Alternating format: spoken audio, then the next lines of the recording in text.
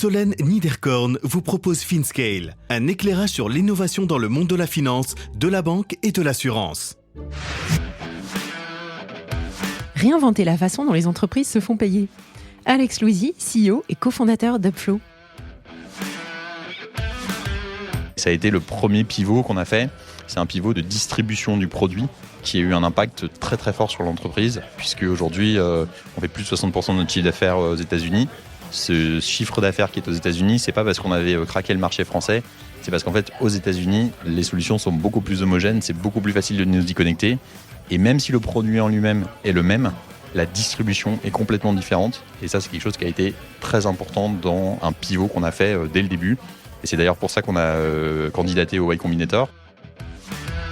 Après avoir entamé une carrière toute tracée en finance, Alex a tout plaqué pour lancer Upflow. Il nous fait découvrir cette véritable aventure qu'il a menée de Paris à New York, d'Exa à Y Combinator.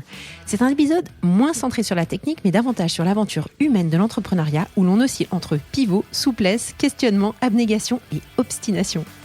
Au travers de ce récit palpitant, vous allez découvrir une scale-up en fintech qui révolutionne la manière dont les entreprises se font payer.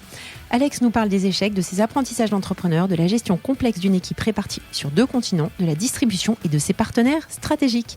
Un formidable retour d'expérience. Bonne écoute à tous!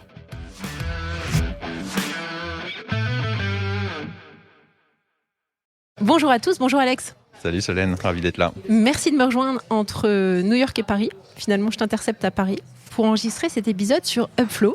Ça me fait très plaisir. Est-ce que tu pourrais, s'il te plaît, te présenter à nos auditeurs ? Oui, bien sûr, avec plaisir. Donc, je suis Alexandre Louisy, j'ai 39 ans. Je suis marié, je suis papa de 2 petits garçons et on a effectivement démarré Upflow maintenant il y a presque 6 ans. J'ai toujours du mal à dire 6 ans parce que j'ai l'impression que c'était hier le démarrage, mais en fait ça fait beaucoup plus longtemps. Et écoute, avant ça, on parlait tout à l'heure de banque ensemble, mais donc j'ai une formation d'ingénieur. J'ai ensuite fait un master en finance en Australie et j'ai travaillé pendant 4 ans en banque à faire du financement structuré, donc à financer des gros LBO. Et j'ai ensuite travaillé dans une petite boîte de télécom dont j'étais responsable du développement international. Donc c'était l'intersection entre la finance et l'international qui peut-être m'a donné un peu des idées pour Upflow pour la suite. Et c'est comme ça qu'on est après arrivé. J'ai toujours voulu monter ma boîte et c'est comme ça que je suis arrivé après sur le démarrage d'Upflow, qui était un projet que j'avais toujours voulu démarrer et sur lequel je me suis lancé en me disant que finalement il n'y avait pas vraiment de bon moment pour le faire. Et le bon moment, ça a été en 2017, 2018, juste après mon mariage. Et je me suis dit, allez, c'est parti, on y va. Pour être très honnête, je ne savais pas trop dans quoi je me lançais à l'époque. T'avais vendu quoi à ta femme ? Rien, c'est elle qui m'a poussé. Elle me dit, ça fait depuis toujours que tu me parles de monter ta boîte. Allez, vas-y, fais-le. Et ça a été, je savais que j'allais le faire, mais ça a été le déclic pour le faire en tout cas. Alors justement, ton départ de boîte, c'était quoi ? Comment tu as accouché ça sur papier ? De quoi tu es parti ? D'une feuille blanche et tout seul ? Et comment ça s'est passé au tout début ? Écoute, au tout début, ça n'a pas démarré avec Upflow. Déjà, j'ai fait un truc que peu de Français font, c'est que j'ai démissionné de mon ancien job sans avoir aucun point d'après. J'avais vraiment besoin de ce temps pour réfléchir, pour me poser, j'avais l'impression j'essayais à la fois d'être dans l'ancienne boîte, de réfléchir à la suivante, etc. Ça marchait pas du tout. Et j'ai pris ce temps, ces 6 mois, pour réfléchir à ce que je voulais faire. À l'origine, je voulais faire du financement pour les petites entreprises. J'ai toujours été passionné de fintech. J'avais bossé en banque, je faisais du financement structuré pour des très grosses entreprises. Et j'essayais justement d'essayer de me dire comment est-ce qu'on peut appliquer ces méthodes de financement à des plus petites entreprises de manière plus moderne. Et c'est en commençant à interviewer pas mal de directrices d'entreprises, de directions financières, d'entrepreneurs que je me suis rendu compte que sur le sujet du financement, notamment court terme des entreprises, il y avait un sujet qui revenait très souvent en trame de fond qui était sur le pourquoi est-ce que vous voulez vous financer, pourquoi vous avez besoin de financer du besoin en fonds de roulement. C'est souvent le fait de ne pas arriver à se faire payer en temps et en heure. Moi, je viens d'une famille d'entrepreneurs du BTP. J'avais vu plusieurs fois dans les entreprises autour de moi cet enfer sur terre que c'était de se faire payer par ses clients. Je pensais toujours que c'était un peu des cas isolés, des mauvaises gestions, etc. Mais en fait, en commençant à interviewer des gens, je me suis rendu compte que c'était un problème qui était hyper répandu. Ouais. Et c'est comme ça en fait qu'on a un peu repris la feuille blanche de zéro en se disant en fait avant de faire du financement et d'aider les gens à se financer, on va surtout les aider à se faire payer. Et c'est comme ça qu'on a démarré avec Upflow. Quand tu dis on, c'est qui ? Eh ben, c'était moi tout seul au début et une rencontre absolument improbable de Thibaut Elzière chez The Family. Je me souviens toujours de ce moment. J'ai d'abord rencontré le père de Thibaut Elzière qui était là ce soir-là complètement par hasard dans une soirée The Family. par le père de Thibaut, j'ai rencontré Thibaut qui m'a dit viens prendre un café demain parce que on est en train de réfléchir à un sujet similaire, etc. Je connaissais eFounders de nom à l'époque, ça s'appelait eFounders, maintenant ça s'appelle Exa. Et en fait, ça a très vite cliqué avec Thibaut et toute l'équipe d'eFounders. Et après quelques semaines et mois... Qui était aussi en mode start-up à l'époque. Ouais, qui était en start-up. Alors il commençait à avoir des beaux succès. C'était le moment où il y avait Front, Aircall, Spendesk qui commençaient à vraiment prendre de l'ampleur. Et c'était déjà quelque chose, c'était toujours très start-up, je me souviens toujours du démarrage, mais c'était start-up qui avait déjà un peu sa marque de fabrique. Et moi, je me souviens que j'étais très très fier à l'époque de pouvoir travailler avec eux et m'associer avec eux, parce que c'était ce qui s'est passé assez rapidement. Et c'est comme ça qu'on a démarré Upflow donc à ce moment-là. Donc ça, c'était en 2018 et on a commercialisé les premières versions d'Upflow en 2019. Donc voilà, ça allait assez vite. Alors j'avais creusé le sujet de Exa avec Quentin Nickmans, que tu connais bien. Alors justement, entre ce que vous avez développé ce que vous avez développé avec eFounders au tout début et ce qu'il y a maintenant, ce que vous avez déployé maintenant, ça n'a plus rien à voir. Est-ce que tu pourrais nous parler un petit peu de cette évolution, l'évolution du produit et les différents pivots qui ont eu lieu? Comment ça s'est passé? Alors j'avais fait un épisode avec Anto, que tu connais bien, sur le pivot, et je trouve ça toujours intéressant de revenir sur les lessons learned dans ce genre de moments un petit peu critiques dans les boîtes, surtout en early stage. Ouais, surtout en early stage. On en parle souvent avec les fondateurs et fondatrices autour de nous sur ce besoin d'aller vite sur le pivot et d'aller vite à l'échec. On parlait justement de l'échec et de des vertus de l'échec. Des vertus de l'échec, exactement. C'est des vertus de l'échec parce qu'en fait, on ne sait pas ce qu'on ne sait pas. Et ça, c'est un truc qui est hyper important, c'est qu'on imagine toujours quand on construit une boîte qu'on va passer 6 mois dans un garage à designer quelque chose, à faire un prototype, etc. Et puis ensuite que tout le monde va nous acheter notre truc. Et en fait, c'est complètement faux.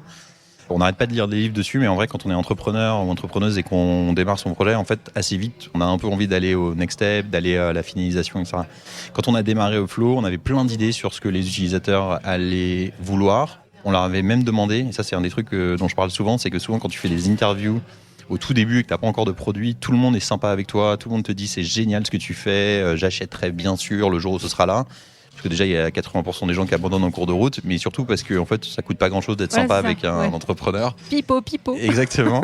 Et ensuite, le jour où tu reviens les voir avec ton truc qui est à peu près cassé et qui marche pas très bien, etc., en fait, finalement, ils ont évidemment autre chose à faire ou ils ont pas envie de te l'acheter. Et c'est l'un des trucs qu'on a beaucoup appris plus tard au Y Combinator, c'est cette notion de launch now. Ils appellent ça launch now. C'est un de leurs premiers principles qui est essayer de mettre très vite le produit dans les mains des utilisateurs.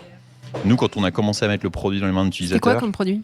Alors, c'était un produit qui... Donc, nous, chez Upflow, donc juste pour rappeler ce qu'on fait, on fait un produit pour aider les entreprises à se faire payer. Donc, un produit de cash collection.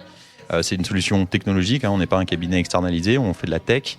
Et ça commence par un produit donc en SaaS, donc en software, qui se connecte à tes solutions financières et qui te permet en fait de suivre ton poste client dans l'ensemble de tes factures impayées, d'organiser des process structurés autour de ton process de relance pour ne jamais oublier une facture attente de paiement et surtout de mieux communiquer et mieux te faire payer par tes clients. Voilà. Et la première brique, elle était très basique, elle avait des analytiques très très basiques, quelques flux de relance qui permettaient de relancer par mail des factures impayées. Ça existait déjà sur le marché ?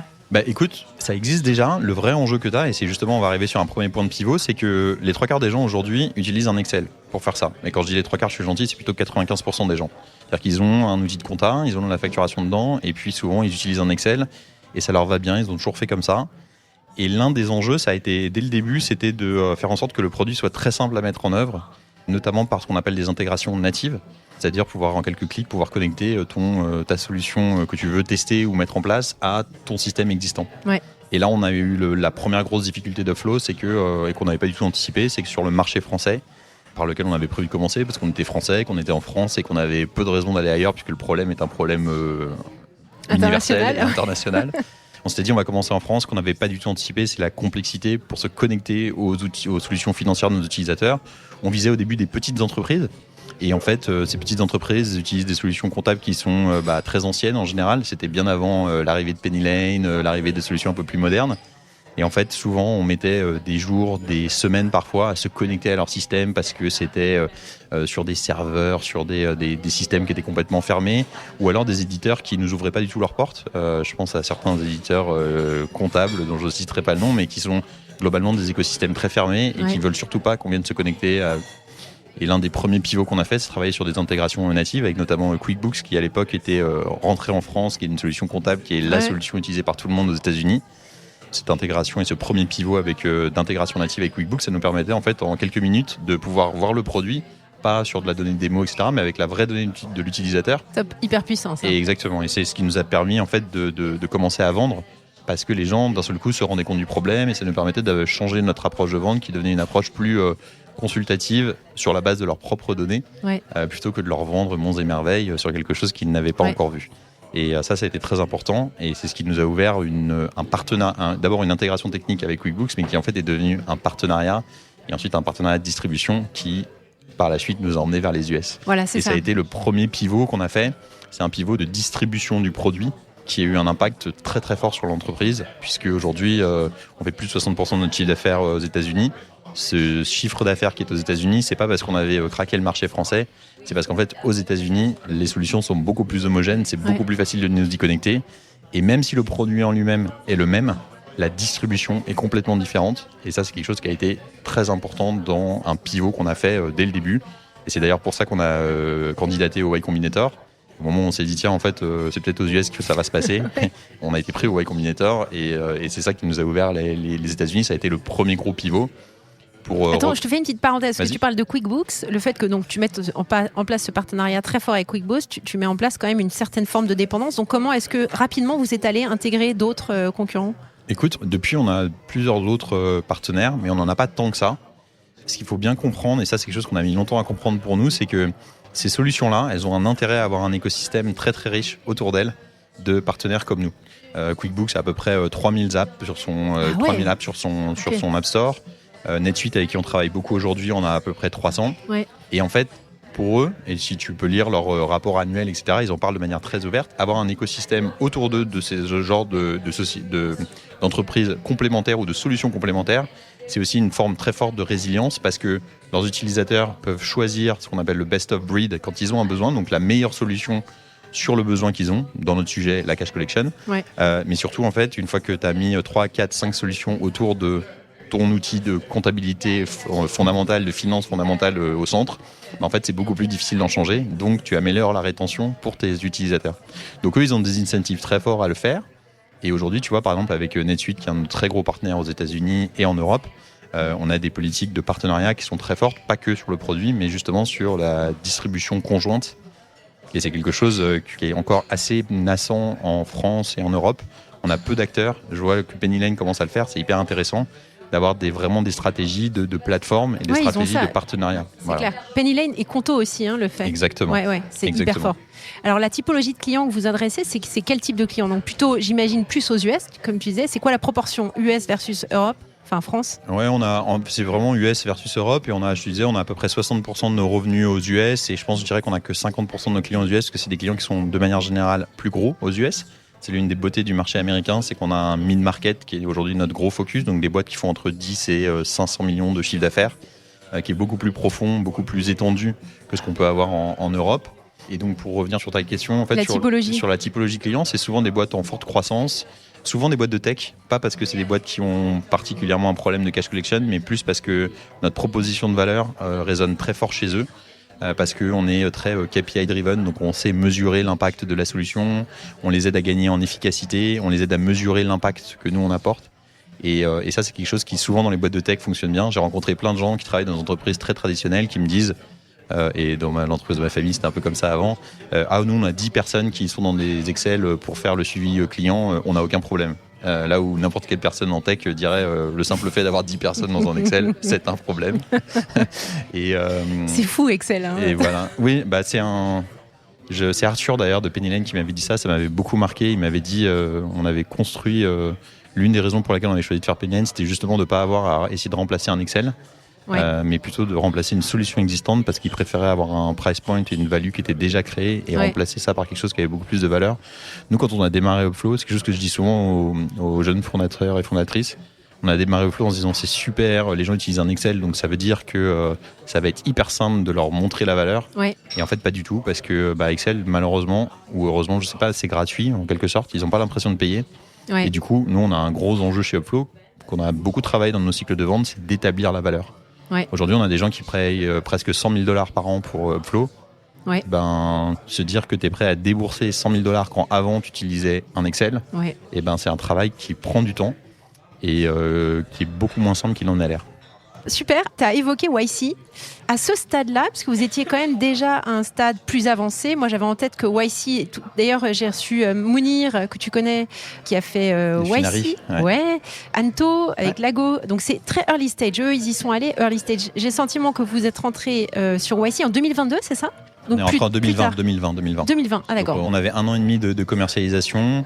Et effectivement, c'était tard par rapport à d'autres entreprises. On était une quinzaine à l'époque déjà chez Upflow, on faisait un peu de revenus. Et ça a été un très fort enseignement pour nous. On l'a fait parce qu'on avait conscience en fait qu'on avait besoin de pivoter vers un autre modèle de distribution, comme je disais tout à l'heure, celui des États-Unis. Mais c'est marrant parce que quand on y est allé, on se disait pas du tout ça. On se disait on va aller à Y Combinator parce que ça nous donnera une porte d'entrée sur les États-Unis et un tampon pour rentrer aux États-Unis parce que YC c'est quand même cool. Voilà. Et quand on est arrivé, je me souviendrai toujours de notre première office hour avec mon associé. On est là avec Dalton, notre partenaire, et qui nous dit bon les gars, je sais pas ce que vous faites, mais en tout cas ça va pas du tout. Il va falloir tout refaire de zéro. et moi je le regarde, je dis mais c'est qui ce gars? Qu'est-ce qu'il a fait? Et en fait c'était très intéressant parce que donc évidemment il avait raison. On faisait n'importe quoi. Et le n'importe quoi qu'on faisait, non c'était en fait, on faisait n'importe quoi dans le sens où on n'était pas sur une stratégie de distribution qui marchait bien. L'un des exemples que je donne souvent, c'est que on se pose souvent la question en France de ce que fait ton produit. On se pose moins souvent la question de comment on va le distribuer et est-ce que le comment on va le distribuer a du sens. Et moi, je pense que l'un des plus gros enseignements du Y Combinator, ça a été la recherche et l'atteinte de product market fit. Comment est-ce que tu arrives à trouver pas justement un produit, mais un produit et un marché qui se rencontrent et de manière efficace. Leur constatation, c'était juste de dire vous pouvez pas vendre. On vendait beaucoup en outbound à l'époque puisque personne ne nous attendait. On créait la catégorie, personne ne venait nous voir. On allait démarcher les gens et on vendait sur des paniers moyens annuels qui étaient de l'ordre de 2000, 3000 $. Et en fait, ils nous ont dit ça ne marchera jamais. Vous devez soit changer votre distribution, avoir quelque chose qui est beaucoup plus low touch, soit augmenter vos prix.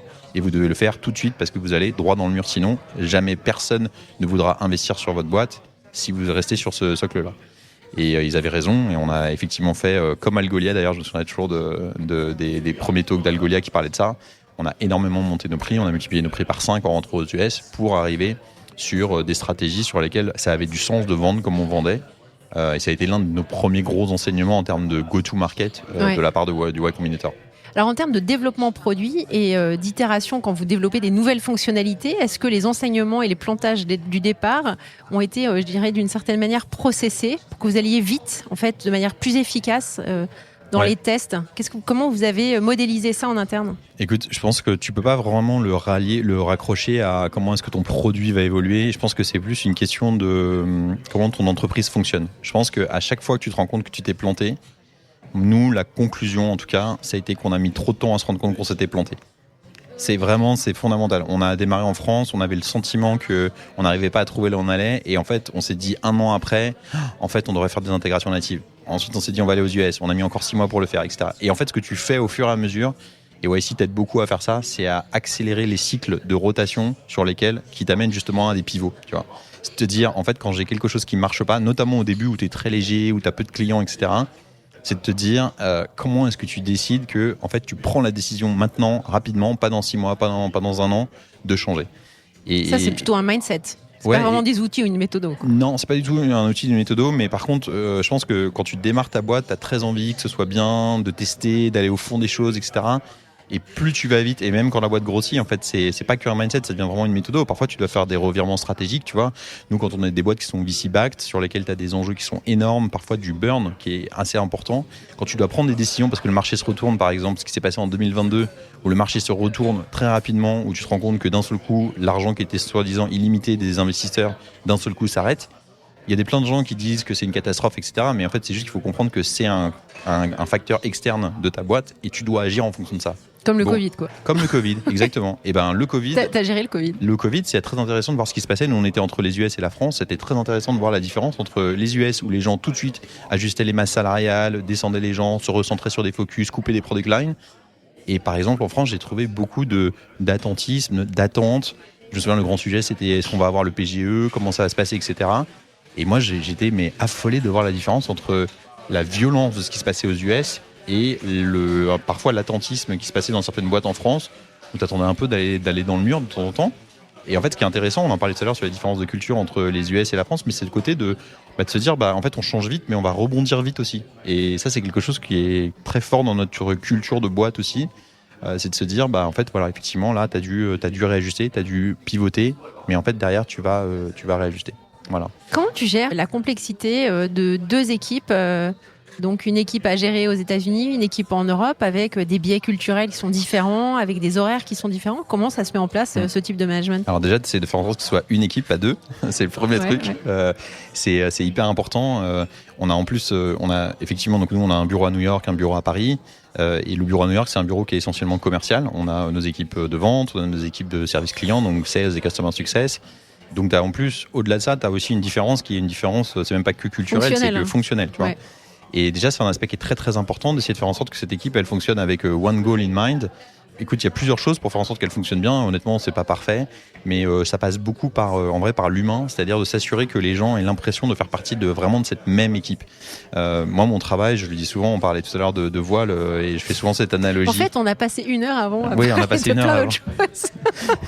Non, je dis souvent, je fais parler avec l'équipe sur dire ton rôle de CEO, c'est d'être un peu le skipper du bateau, en fait. Ouais. Et le skipper du bateau, il a la carte. La carte, elle n'est pas forcément en ligne droite, mais par contre, on sait où on va et on n'a pas envie de se réveiller dans 3 ans en étant au même endroit. Ou planté dans un caillou. Voilà. C'est le Chief Vision Officer, en fait, le CEO. Entre autres. Et s'assurer que tout le monde ait la même vision et aille dans la même direction et rame dans la même direction, je pense que c'est important. Ça, c'est un premier truc. Après, je pense qu'il y a des différences culturelles qui sont... tu ne peux pas les éviter et ça sert à rien d'essayer de les éviter. Au contraire, je trouve que c'est un vrai sujet d'inclusion et de travailler sur ces différences pour en faire un atout. Mais par contre, c'est d'arriver à prendre le meilleur de chacune des cultures. Donc, je pense que par exemple, il y a un côté de positivisme et d'énergie dans le travail de tous les jours, côté américain, qui est quelque chose qu'on essaie de beaucoup imprimer sur l'équipe française aussi, qui est très positif. Il y a un côté de rigueur et de force de travail côté français que j'aime beaucoup et qu'on essaye aussi d'amener sur le côté américain. Et en fait, à la fin, il y a aussi un truc, c'est qu'il faut que les gens passent du temps ensemble. Je pense que c'est une des grandes fallacies qu'on a eu post-Covid, où on était tous derrière notre Zoom en se disant c'est super, si on a fait un Zoom 1 fois par semaine en global stand-up ou dans un All-Hands, ça suffit. Et en fait, ça suffit pas. Nous, on s'est rendu compte, par exemple, que l'une de nos grandes choses qui a bien marché, c'est qu'on a un exchange programme. Donc, quand ça fait plus de 1 an que tu es chez Upflow, tu peux partir 1 mois travailler dans l'autre bureau. C'est top, ça. Et ça a été quelque chose qui a énormément changé la donne. Parce que quand tu as un Français qui passe 1 mois à New York, au milieu du bureau américain, ou à l'inverse, un Américain qui vient dans la ville incroyable de Paris, qui se retrouve au bureau, en fait, tu crées des liens qui sont des liens qui dépassent largement tes process, tes règles, etc. Et ça, c'est quelque chose qui a été très fort. Je pense dans les derniers sujets, un des sujets qui a été très important pour nous, c'est la clarification de nos operating principles. C'est un sujet dont je parle assez souvent, mais mettre au clair comment est-ce qu'on travaille ensemble dans l'entreprise. Par écrit. C'est un travail, par écrit, et puis beaucoup plus que par écrit. C'est par écrit et le faire vivre tous les jours. Tu peux donner des exemples concrets ? Ouais, écoute, on a un de nos operating principles, c'est we radically own our duties. Donc c'est un sujet sur l'ownership et sur le fait de travailler en autonomie et en proactivité. C'est des sujets qui sont hyper importants, qu'on va t'expliquer pendant tes process d'entretien, qu'on va t'expliquer quand tu vas arriver, avec des exemples concrets. Et c'est des choses que tous les managers, et moi le premier, vont répéter en permanence.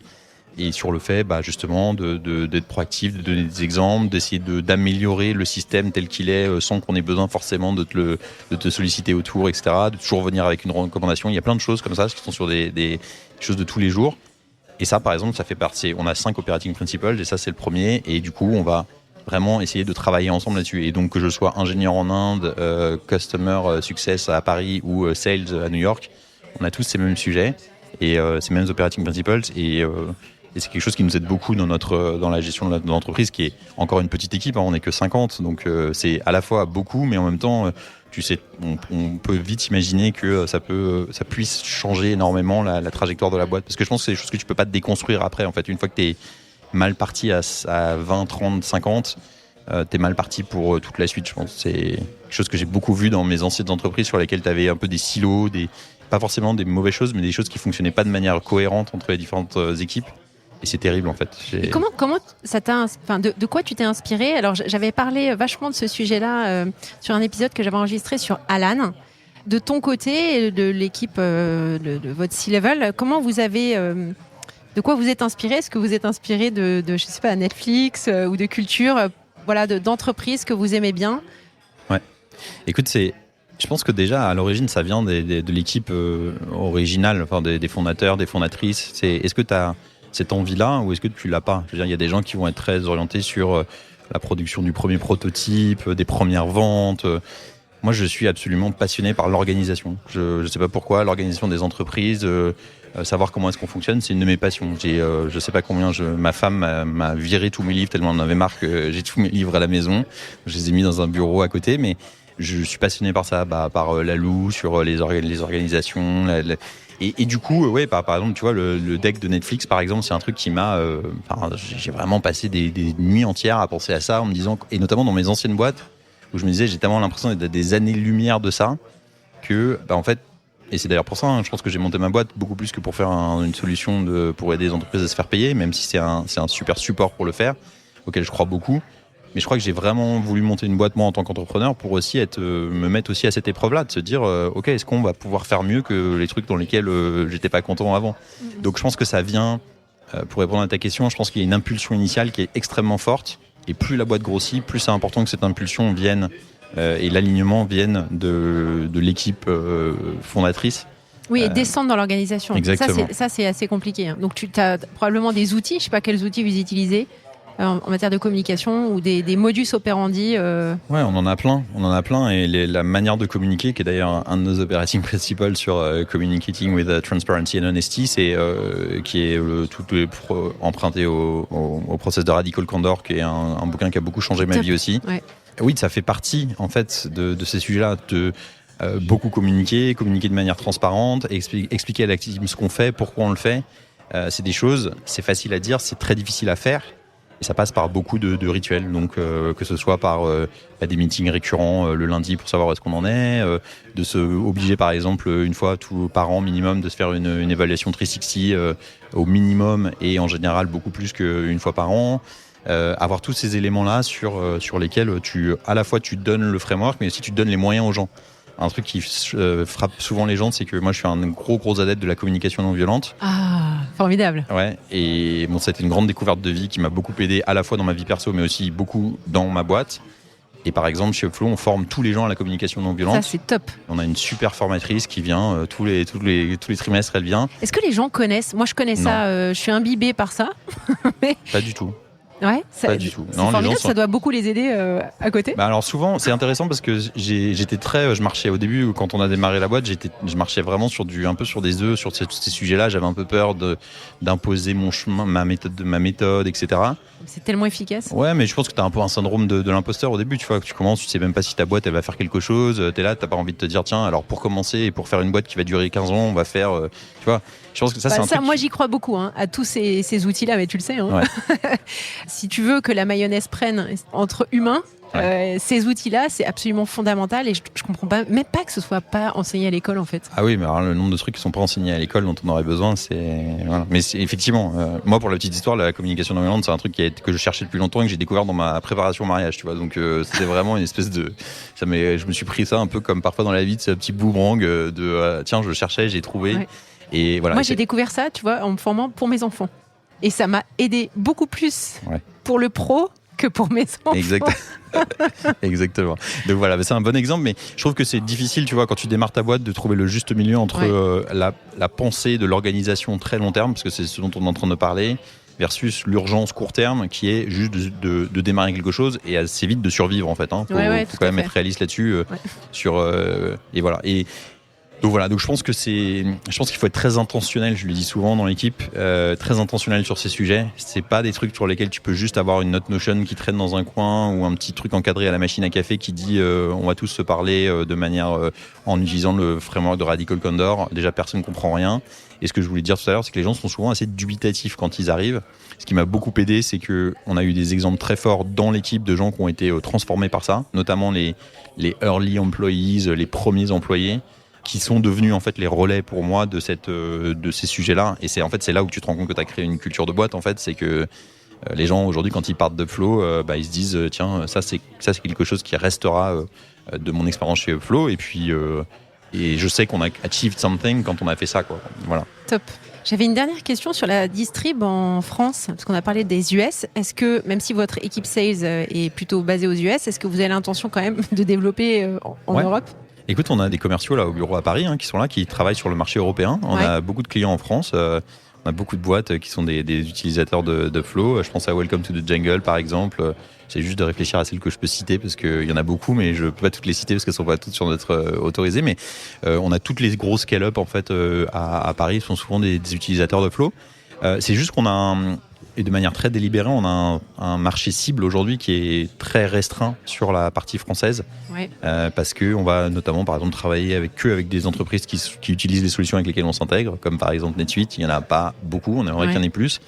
Et c'est pour ça d'ailleurs que je suis extrêmement heureux de voir des solutions comme Penny Lane devenir la norme, parce qu'elles ont justement cette approche qui est une approche qui est beaucoup plus moderne, ouverte et qui est propice au déploiement de solutions comme les nôtres et un écosystème qui, de manière générale, et là pour revenir sur ton sujet de prédilection, qui est l'évolution de la finance, que ce soit en Europe ou aux États-Unis. Et je pense que le vrai frein aujourd'hui à cette innovation, c'est pas tant qu'on n'ait pas les outils ou les choses qui existent, c'est qu'on a du mal à les déployer. Aujourd'hui, nous, on sait bien que pour bien se faire payer, il vaut mieux que tout le monde passe en prélèvement ou que tout le monde utilise des paiements par carte, par exemple, pour des petits montants. Aujourd'hui, quand on discute avec une directrice financière qui nous dit moi j'aimerais bien passer tous mes clients en prélèvement, on ne sait pas très bien comment faire. Et nous, c'est exactement notre philosophie de boîte, c'est justement de se dire on vous met à disposition la technologie qui vous permet de le faire. Par contre, on a encore du mal dans l'écosystème traditionnel à le faire. Voilà. Ouais. Donc voilà. Mais le marché français n'est pas du tout un marché qu'on laisse de côté ou quoi que ce soit. C'est juste qu'on a plus de profondeur de marché ailleurs. Quoi. Ouais. Voilà. Et ça mettra plus de temps. Et ça mettra plus de temps. Et voilà. Et encore une fois, l'enjeu, c'est que ta boîte, elle survive. Là, je pense qu'on rentre dans une phase où je dis ça parce que tu vois, on a eu par exemple des sujets sans aucun tabou sur lesquels on a été obligé de réduire nos effectifs. Sur lesquels c'est des décisions qui sont extrêmement dures, que tu prends avec beaucoup de gravité parce que y a des gens qui vont devoir changer d'emploi, etc. En l'occurrence, souvent ils retrouvent un emploi très rapidement. Mais je dis souvent, en fait, l'organisation doit passer avant le reste voilà. Et moi, ça sert à rien de se dire qu'on est tous très heureux si à la fin l'entreprise elle meurt. En ce moment, on va commencer à avoir, je pense, de plus en plus de boîtes qui vont mourir dans notre écosystème. Je pense qu'on a du mal à en parler, c'est vraiment très dommage. Tabou en France. J'en parlais juste avant avec un entrepreneur. En France, il n'y a pas de chiffres. Il n'y a pas de chiffres et puis il n'y a surtout jamais personne qui parle de quand ça va pas en fait. On en parlait également tout à l'heure. Moi, je considère, j'étais frappé quand on est arrivé au Y Combinator, tu es avec 200 autres founders autour de toi. Et aux États-Unis, les gens, ils arrivent de manière hyper saine en te disant là, j'ai planté 2 fois ma boîte, là, c'est ma 3e que je redémarre, mais je suis hyper content, etc. J'ai jamais rencontré un Français ou une Française qui me dit j'ai planté 2 fois ma boîte. Ah bah si, moi. Oui, mais toi, t'es extraordinaire. Non, on a le côté, tu vois, on va même, souvent, t'as tes histoires de rachats qui sont pas vraiment des rachats, qui sont des rachats, mais qui sont pas des rachats, qui sont des rachats très positifs, qui vont parfois être des solutions sur lesquelles on n'avait pas le choix. Et c'est pas grave en fait. Je veux dire, il vaut mieux se faire racheter pour un euro symbolique que de planter sa boîte, la mettre dans le mur et d'arrêter tous les projets, toute l'énergie et tout ce qu'on a consacré. Par contre, je trouve ça dommage qu'on puisse pas en parler. Ouais, tout à fait. Voilà. Et ça, je pense que ça fait beaucoup de mal à l'écosystème, notamment pour les générations qui veulent se lancer dans l'entrepreneuriat. Parce qu'en fait, le seule image qu'on a, et moi j'en faisais vraiment partie, on a vraiment l'impression que monter une boîte, déjà c'est un chemin hyper simple, et puis à la fin, on va tous être super successful, gagner plein d'argent, rendre plein de gens heureux et faire des méga boîtes. Mais ça, c'est plutôt l'exception en fait. Et oui, c'est l'exception, mais le problème c'est que avant d'être dans l'écosystème et le connaître vraiment bien, on a du mal à s'en rendre compte. Ouais. Et c'est dommage. Voilà. Alors, c'est quoi vos prochaines étapes, Chapelot ? Écoute, on a 3, tu parlais de la vision tout à l'heure, on a 3 grandes étapes pour nous de la vision. On a une première qui était sur du produit, le software. Là, on est en train de passer sur le paiement et notre 3e grande étape, ce sera de faire du financement. Donc, savoir comment est-ce qu'on peut leverager la data et les paiements pour faire du financement. Et dans cette vision-là, on est à l'étape 1.1 en termes de produits. On vient juste de lancer, on vient d'annoncer une nouvelle levée de fonds pour justement lancer cette partie paiement. Vous avez annoncé ça quand ? Il y a 3 semaines, mais on n'en a pas fait des grandes... C'est ça, j'ai pas vu passer. Ouais, on n'en a pas parlé dans... C'est discret. On peut en parler, là ? Oui, on peut en parler. On peut en parler, il n'y a aucun problème. C'est justement, c'était important pour nous parce que c'est une levée de fonds qui vient s'appuyer sur un lancé produit, en fait, et on a plus parlé du lancement produit que de la levée de fonds en elle-même. Mais effectivement, on a levé donc 5 millions pour... donc en extension de notre série A, pour non seulement continuer à distribuer notre produit en SaaS, mais également mettre en place notre propre payment gateway, donc nos propres instruments de paiement qui nous permettent en fait d'arriver à un modèle où on n'est pas juste en train d'essayer d'optimiser la gestion du poste client, donc aider les clients, nos utilisateurs à suivre et à relancer leur poste client, mais surtout mettre en place des méthodes de paiement qui sont plus efficaces. Nous, on sait très bien que aujourd'hui, tu peux améliorer énormément tes finances en te faisant payer en temps et en heure, en n'oubliant pas une facture que tu as envoyée il y a 6 mois qui n'a jamais été payée. Ça, c'est vrai. Mais surtout, en fait, si tu arrives à mettre en place plus de prélèvements, plus de cartes, etc., tu arrives vraiment à vraiment aller améliorer ça. Voilà, exactement. Et ça, c'est plus moderne, c'est plus intéressant pour nous. Et dans la vision, c'est ce qui nous intéresse. Et donc, c'est ce qu'on vient d'annoncer et qu'on vient de lancer. Et donc, nous, la priorité, là, c'est ça. Aujourd'hui, Upflow, on a à peu près 1 milliard par mois qui est processé en paiement sur la partie en SaaS. Donc, nos utilisateurs collectent tous les mois, conjointement, 1 milliard par mois. Notre objectif, c'est d'arriver à transmettre une partie de ce milliard par mois qui transite, qui ne fait que grossir de mois en mois, et de le passer sur notre propre payment gateway pour aider les entreprises à moderniser la manière dont elles se font payer. Donc, essayer de dire adieu au chèque aux États-Unis, essayer de dire adieu au virement manuel, qui est une aberration en 2024. Les gens ne s'en rendent pas compte, mais se dire qu'on reçoit une facture et devoir manuellement saisir un IBAN et un montant, c'est une absurdité. Ouais. Et donc, c'est ce qu'on essaye de rendre. On essaye de recréer l'expérience que tu as à chaque fois que tu achètes quelque chose en ligne. Ouais, c'est clair. Mais de la transmettre dans le monde B2B. Voilà. Ouais. Et donc, c'est ça notre grosse priorité, tout en gardant les yeux sur la boussole de la rentabilité et du côté long terme de la boîte. Parce que on navigue dans un environnement qui est très compliqué pour des boîtes qui sont VC-backed. Je veux dire, faut pas se leurrer. Et ça, c'est pareil, pas de langue de bois là-dessus. Enfin, je veux dire, ça a été, on est passé de l'euphorie de 2021 à un marché très différent aujourd'hui. Et je pense qu'en tant qu'entrepreneur, il faut pas, quand on te demande quelles sont tes priorités, je peux parler de produits pendant des heures, mais en fait, c'est une de mes très grosses priorités. C'est d'assurer la corporate destiny d'Upflow, comme on dit dans nos OKR. Excellent. Bon. Alex, tu sais que je termine toujours mes épisodes par une recommandation de livre que je lis souvent, donc je t'écoute. Je vais prendre un livre pas trop long alors, tu dois en avoir beaucoup à lire. Écoute, je te parlais tout à l'heure de notre bouquin, operating principle qui s'appelle sur Radically On Duties.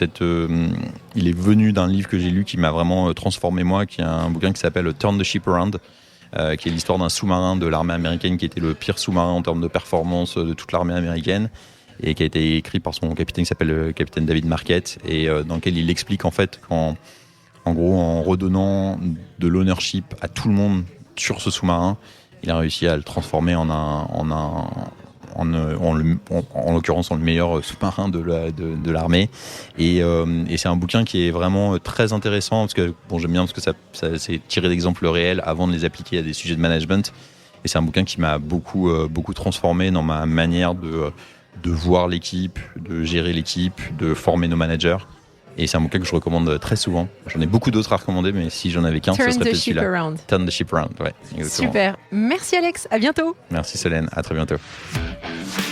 Merci à tous pour votre écoute. Je suis ravie d'avoir partagé ce moment avec vous. N'hésitez pas à me contacter sur Twitter ou LinkedIn pour me faire part de vos commentaires ou de vos réactions. Et je compte sur vous pour noter cet épisode sur vos plateformes de podcast préférées. À la semaine prochaine.